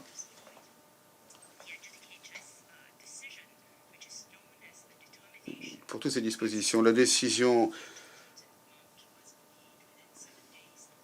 du tiers décideur est contraignante. Le montant doit être payé sous 10 jours. C'est utilisé comme mesure provisoire pour régler les litiges. Donc les parties sont contraintes par la décision, à moins que la décision soit modifiée par une décision d'un tribunal ou par la décision définitive d'un arbitre. Donc cette loi permet d'arriver à une décision en général 2 à 5 semaines après la nomination d'un tiers décideur. Donc cela est rapide afin de ne pas nuire au projet de construction. Beaucoup de partis ne vont pas plus loin dans le différend et comme le représentant de la Suisse l'a dit dans son introduction à sa proposition, il y a 2 raisons qui l'expliquent. D'abord, les partis peuvent considérer que le montant fixé par le tiers décideur est acceptable et qu'il ne vaut pas la peine de poursuivre le litige à cause des coûts relatifs à l'arbitrage. Deuxièmement, les différends entre les partis ont été réduits par le tiers décideur et les parties ont pu se mettre d'accord sur les points litigieux restants. Dans le cadre d'une décision d'urgence, la partie requérante présente une affaire prima facie et peut demander le versement d'un montant. Le cadre de décision d'urgence, en théorie, peut traiter d'autres types de règlements commerciaux. Il s'agit en fait d'une décision provisoire rapide qui permet aux parties de résoudre des différends lorsque ceux-ci se présentent dans un contrat. Un cadre harmonisé serait souhaitable. Nous sommes ouverts à la poursuite des discussions. La proposition de la Suisse est une possibilité pour assurer le caractère exécutoire des décisions d'urgence, mais j'aimerais une fois de plus souligner quelle est notre expérience jusqu'ici. La décision d'urgence n'a été utilisée que sur le plan national et nous aimerions entendre les autres délégations sur l'éventuelle application internationale. Merci. Je vous remercie d'avoir fourni des informations complémentaires et de nous avoir posé cette question de caractère international. Sur ma liste, il y a 2 autres inscrits. Avec Zoom, je ne sais pas qui avait demandé la parole en premier. Je crois que c'est Israël qui avait levé la main d'abord. Je vais donc donner la parole à Israël et toutes mes excuses si ce n'est pas le bon ordre. Vous avez la parole. Merci Judith. Je voudrais d'abord remercier le représentant de la Suisse ainsi que les différents intervenantes et intervenants pour ces exposés très complets. Même si nous reconnaissons les nombreux avantages de la décision d'urgence, notamment son caractère rapide, cela semble s'appliquer mieux à certains secteurs qu'à d'autres. Je ne pense pas qu'il faille pour l'instant modifier les textes de la CNUTSI en matière d'arbitrage. Il serait peut-être préférable de réfléchir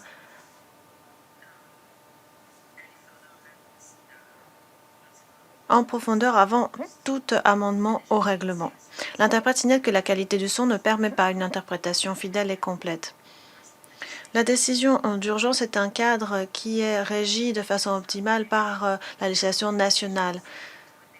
Étant donné que cela n'existe pas dans toutes les juridictions, cela pourrait poser problème comme instrument international. À ce stade, nous avons le sentiment qu'il faudrait mener des concertations avec des experts pour savoir si il faudrait envisager une loi type, un amendement au règlement de la CNUTSI ou un projet de convention. Nous pourrions donc peut-être travailler à des orientations plutôt qu'à des règles. Nous sommes reconnaissants au secrétariat pour son travail de veille sur ce sujet. Merci. Merci beaucoup. Sur ma liste, il y a maintenant la Finlande. Allez-y. Merci. M'entendez-vous? Oui, nous vous entendons très clairement.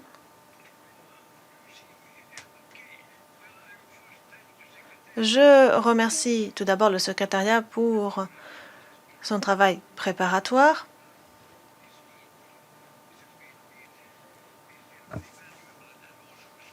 C'est très précieux. Je remercie également les intervenantes et intervenants, en particulier Monsieur Schneider, qui a pris une excellente initiative. Les décisions d'urgence rendues par un tiers sont un point que nous devrions traiter dans notre programme. J'ai été assez frappée par l'intervention d'Alain Stitt du Canada, qui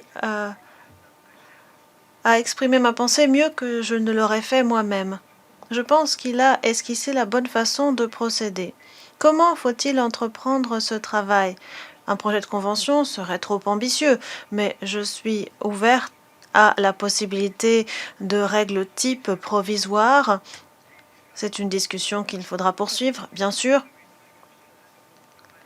Même si, dans mon pays, à ma connaissance, la décision d'urgence n'est pas très pratiquée,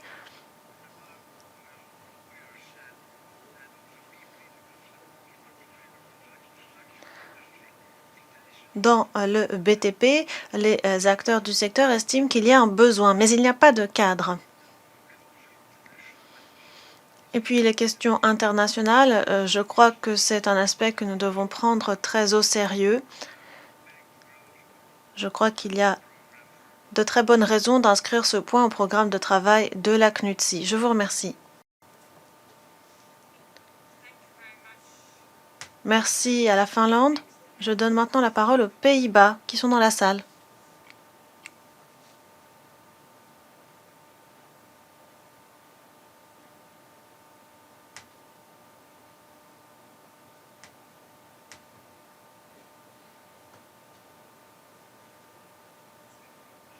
Merci, Madame la secrétaire. Merci au secrétariat pour l'excellent travail préparatoire, pour la documentation fournie et merci aux intervenants pour les informations qu'ils nous ont exposées qui m'ont beaucoup intéressée. J'aimerais profiter de l'invitation qui a été faite au début de la séance par Judith. C'est intéressant d'entendre le point de vue d'autres pays, savoir ce qui se passe chez eux et connaître différents concepts qui sont peut-être comparables.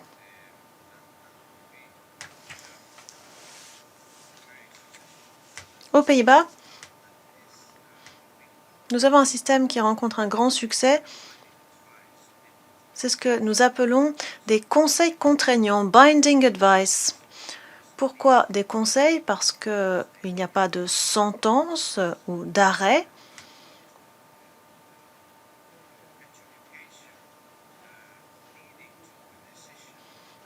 Mais cela conduit à une décision qui est considérée comme contraignante, dans le sens où si l'une des parties ne l'exécute pas, alors il faut saisir le tribunal et demander l'exécution. Le conseil contraignant devient donc une partie du contrat, le contrat de vente, contrat de location, peu importe. C'est une approche très générale, une approche appliquée avec grand succès, pas seulement dans les cas de relations entre entreprises et clients, mais également dans les relations entre entreprises. Pourquoi? Parce que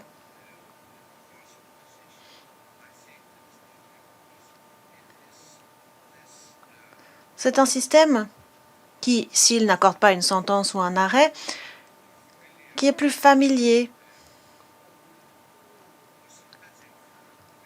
peut-être plus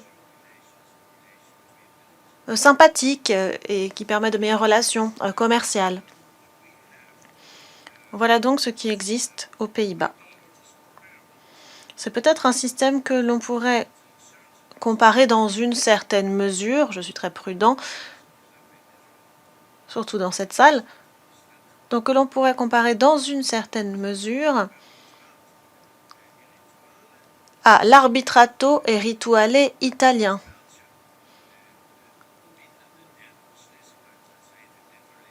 Ou bien le système belge de décision contraignante par un tiers. Ou encore le Schießgutachten allemand. Bien sûr, je n'ai pas le temps de rentrer dans les détails, ce n'est pas important. Il existe des points de similitude. Ces échantillons, en tout cas, nous montrent que si nous choisissons ce sujet, il sera très important de définir clairement ce que l'on entend par adjudication. Il y a beaucoup de types de décisions d'urgence différents selon les législations nationales.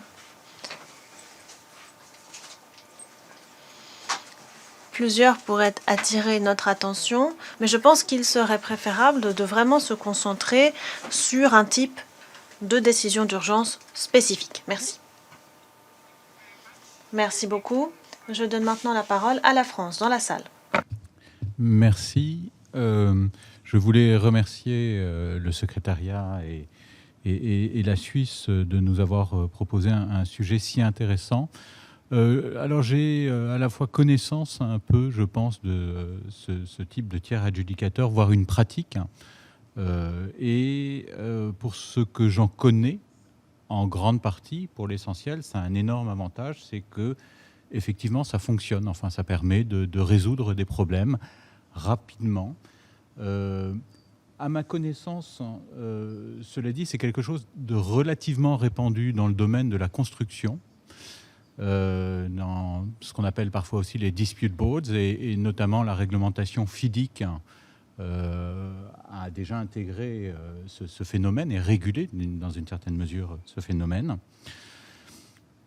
Une question que je me suis posée assez souvent, c'est de savoir dans quelle mesure ça pouvait être généralisé. Alors très clairement, ça serait sans doute, probablement, on l'a dit, pour des contrats à long terme. Cela dit, ce que je me suis demandé parfois, c'est le fait de savoir si ça ne fonctionnait pas parce qu'il n'y avait pas... Enfin, si la raison pour laquelle ça fonctionnait, c'est qu'il n'y avait pas toujours de juristes impliqués.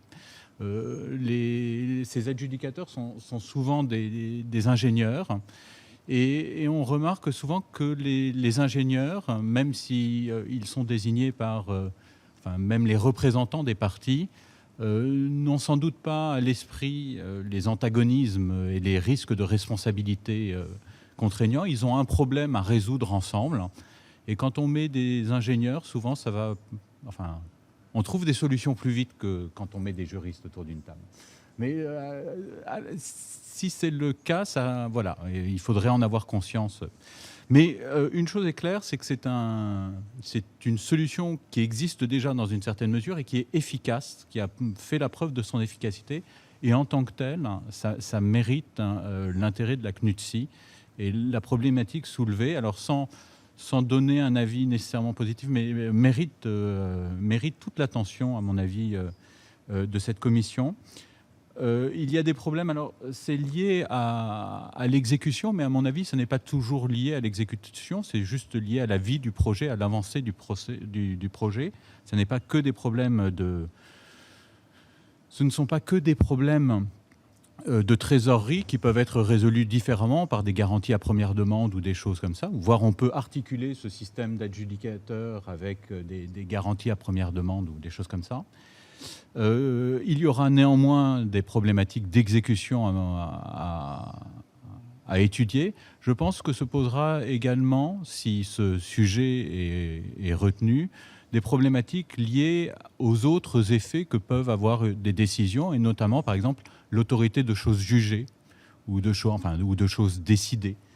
Dans quelle mesure est-ce que la décision de cet adjudicateur, dans un contentieux ultérieur sur des questions connexes ou similaires, pourrait avoir une incidence liée un adjudicateur futur ou un tribunal arbitral. Enfin, et c'est un dernier point, d'expérience aussi, j'ai pu voir des des comités d'adjudicateurs devenir un problème pour les parties, en ce sens où les parties avaient essayé de négocier pour déplacer leurs difficultés. Et voyant l'heure de la prescription arriver, et constatant qu'ils n'arrivaient pas à dépasser leurs problèmes, se sont dépêchés de lancer la procédure d'adjudicateur en sachant très bien que ça n'aboutirait pas, pour avoir accès ensuite, dans un second temps, à l'arbitrage. Et donc, on a été forcé, donc moi j'étais dans le premier temps un des adjudicateurs, on a été forcé donc de donner faire une simili-procédure dont les parties, c'était très clairement dit, se moquaient totalement parce que ce qu'elles voulaient, c'était avoir accès au tribunal arbitral. Donc voilà, il faut voir que ce mécanisme qui fonctionne très très bien dans plein de situations peut devenir quelquefois une procédure un peu superfétatoire pour les parties, me semble-t-il. Mais beaucoup plus rarement de ce que j'ai entendu. Mais pour conclure, c'est un thème intéressant, me semble-t-il.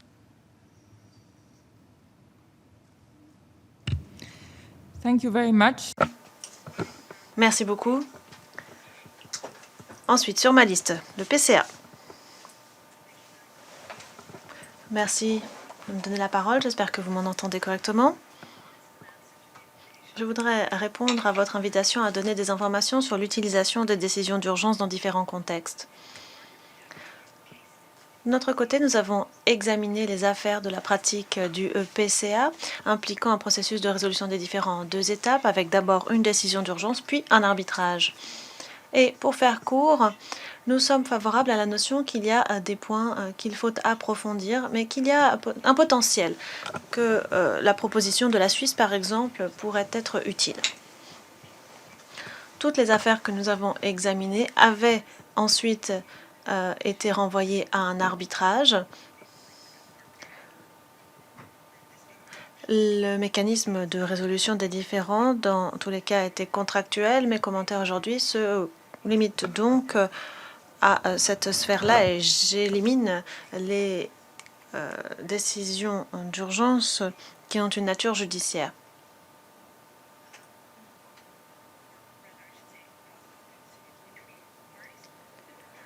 Lorsque les différends sont transfrontières, que les parties sont dans différentes juridictions ou que différentes régions du monde sont impliquées,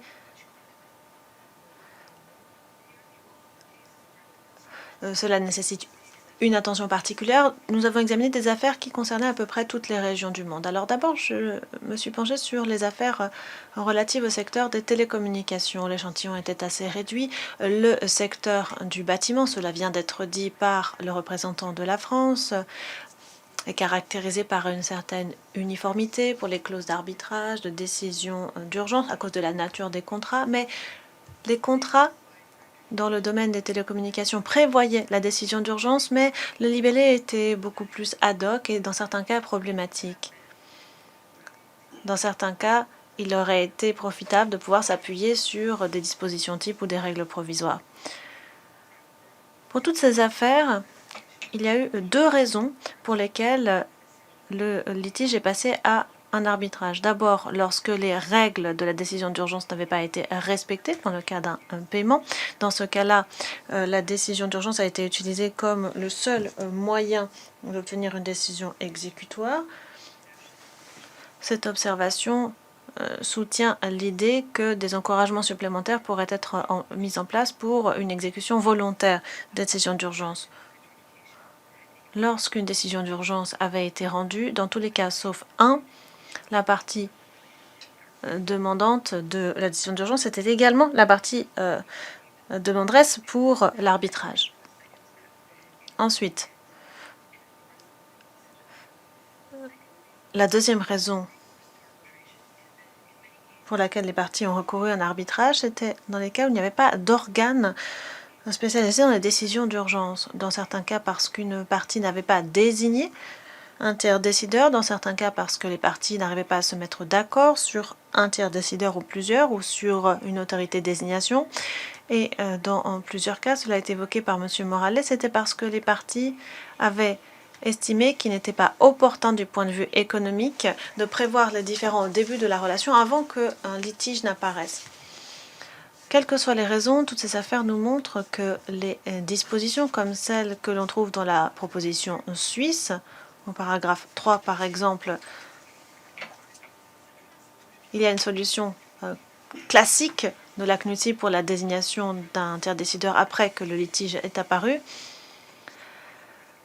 C'est un problème qui semble se poser fréquemment dans la pratique et qui semble être une des causes de l'échec de la décision d'urgence qui exige donc de passer à un arbitrage. Comme je disais, la pratique que nous avons observée indique qu'il serait utile de se pencher sur une proposition telle que celle soumise par la Suisse. Ceci étant dit, concernant la nécessité de mécanismes d'application temporaire, il serait utile de réfléchir davantage si le non-respect des décisions des tiers décideurs se produit principalement lorsque la relation entre les parties s'est détériorée, que le contrat a été rompu, nous en avons vu de nombreux exemples, ou bien si ce problème se pose également assez fréquemment pendant des projets en cours. Ce sont les cas où les décisions d'urgence se sont réputées les plus nécessaires et utiles. Je vous remercie de m'avoir donné la parole. Merci à vous. J'ai 8 orateurs supplémentaires sur ma liste. Je vous demande d'être concis et bref pour que nous puissions entendre tout le monde. Je donne la parole à l'Argentine.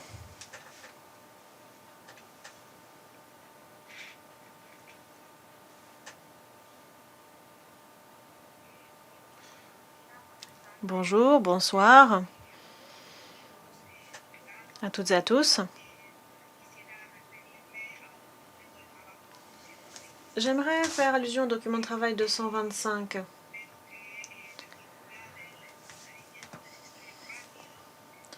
Le système de décision d'urgence n'est pas traité de la même façon selon les juridictions. On le constate dans le document, mais également dans les interventions que nous avons entendues jusqu'ici. Certains États ont déjà légiféré sur ce type de procédure, des lois qui se limitent au secteur du bâtiment, alors que d'autres États, au contraire, ne prévoient pas ce système, et c'est le cas de mon pays. Nous constatons que cette différence de traitement crée le problème de l'absence d'un cadre juridique uniforme pour exécuter les décisions des tiers décideurs. Il paraît également difficile de rendre viable l'élaboration éventuelle d'un cadre juridique harmonisé en la matière.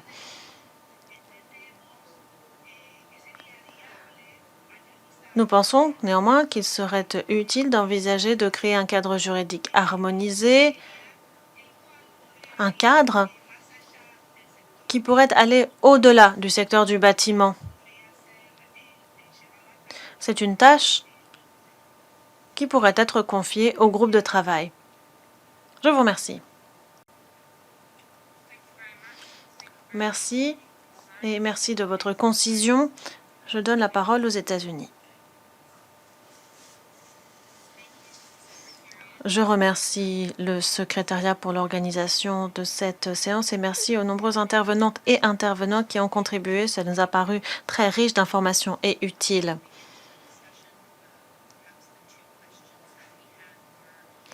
Nous avions 2 questions pour cette discussion. Est-ce que ce type d'approche serait utile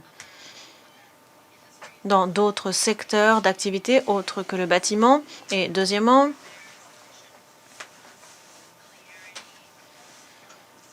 est-ce qu'il y a suffisamment de points de similitude entre les différents systèmes juridiques pour permettre une harmonisation? Ce que nous avons entendu dans ces exposés, c'est que la réponse à ces 2 questions est oui. Par conséquent, nous pensons que c'est un sujet que l'on pourrait explorer avec profit afin de faciliter le règlement des différends. Cela rendrait les arbitrages plus efficaces. L'élément transfrontière a également été évoqué. Ce serait un point effectivement important. Nous réfléchissons encore à la meilleure approche. Des dispositions types pourraient être utiles, mais nous n'avons pas encore un avis tranché sur la question. Les discussions ont mis en avant, en tout cas, l'intérêt de s'intéresser à ce type de système. Merci. Je vous remercie. La Chine.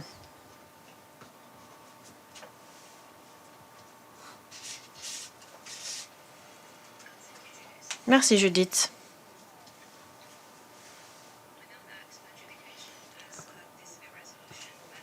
Nous savons que le mécanisme de décision d'urgence a des avantages. En Chine, nous avons une certaine expérience dans ce domaine, même si la pratique est réduite. Nous allons poursuivre nos discussions sur les décisions d'urgence, mais nous devons entre-temps nous pencher sur les différences entre la décision d'urgence et les mécanismes de résolution des différends existants, comme la médiation,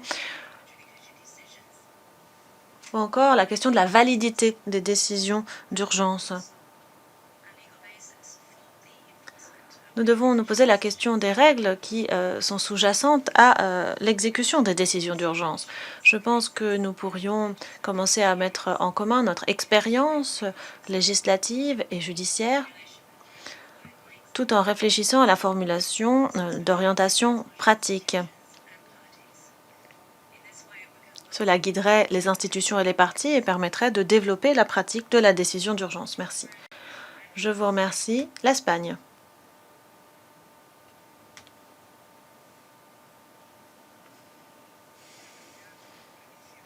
Merci, je serai très bref. Je voudrais d'abord remercier la Suisse pour sa proposition. Nous pensons, comme les autres délégations, que c'est un sujet intéressant et que dont notre groupe pourrait se saisir. Il faudrait bien sûr délimiter la portée et l'ampleur de ce travail. Je vous remercie. Merci. La Fédération de Russie.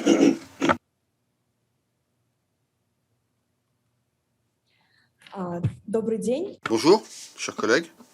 Je voudrais remercier le secrétariat et tous les intervenants précédents pour ce débat utile. Pour ce qui est de la décision de ce document, je voudrais dire que ces travaux sont importants concernant le thème des décisions d'urgence afin d'élaborer des moyens alternatifs de règlement des différends et d'harmoniser les législations dans ce domaine. Nous voudrions également appuyer les intervenants précédents qui ont dit que, bien sûr, il est important de travailler sur le thème de règlement des différends dans l'économie numérique, mais il serait également opportun, en parallèle, d'étudier, de travailler sur des documents sur la décision d'urgence. Je voudrais également dire que je suis d'accord avec les intervenants précédents qui ont dit que, s'agissant du format du document potentiel sur les décisions d'urgence, le groupe pourra en discuter plus avant dans le cadre du deuxième groupe de travail. Le format, ça pourrait être des principes directeurs ou une généralisation des pratiques ou un autre format. Pour ce qui est de la poursuite des travaux sur ce document, je voudrais également dire que dans le cadre du règlement des différends par la décision d'urgence, il serait également important de trouver un équilibre entre les intérêts économiques des parties, par exemple fournisseurs et demandeurs. Merci. Thank you very much. Merci beaucoup. L'Australie, dans la salle.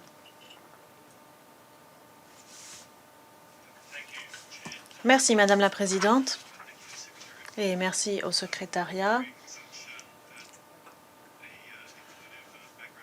d'avoir préparé ce document d'information très riche. Merci à la délégation de la Suisse qui nous a présenté ce sujet.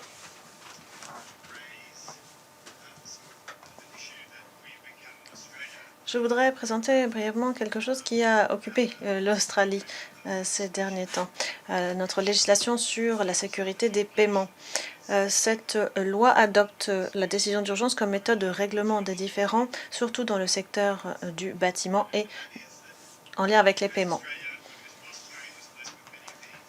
L'Australie est, par certains aspects, bénie des dieux, mais nous avons le problème que rencontrent tous les États fédéraux. C'est-à-dire que nos États fédérés introduisent différents types de lois sur la sécurité des paiements, des lois qui existent en Australie depuis 1999. Il y a deux types de décisions d'urgence qui existent maintenant en Australie, en vertu des différentes législations, donc côte Est, côte Ouest. Les protections similaires sont accordées par ces deux territoires, mais il y a des différences dans la pratique et dans la mise en œuvre, ce qui crée une complexité superflue pour les parties.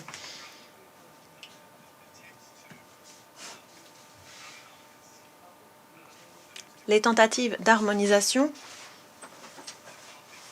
jusqu'ici ont échoué.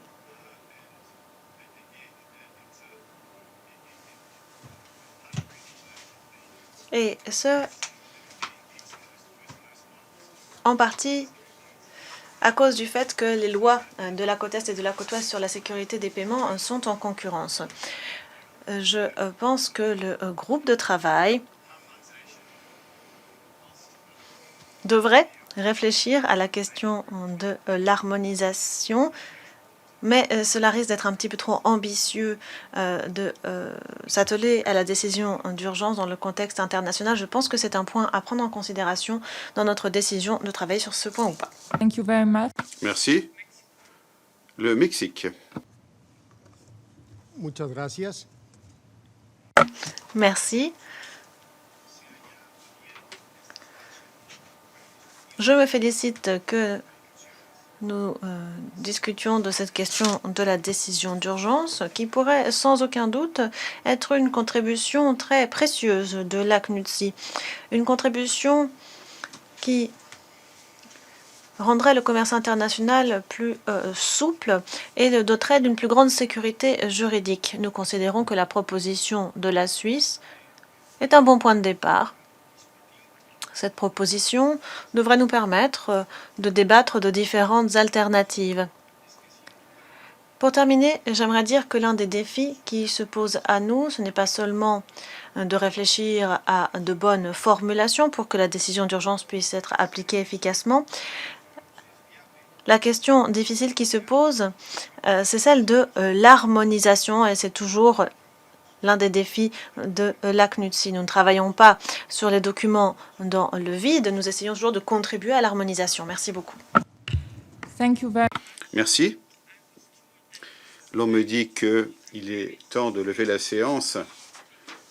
Toutes mes excuses aux 3 personnes qui sont toujours sur ma liste des orateurs. Vous pourrez vous exprimer vendredi. Ah pardon, nous avons cet après-midi aussi. Alors c'est encore mieux. Mais très brièvement. Vous avez vu les signaux du secrétariat, très courts, nous dit-on. Donc il faut être très concis. Je vous souhaite bon appétit à cet après-midi. Merci.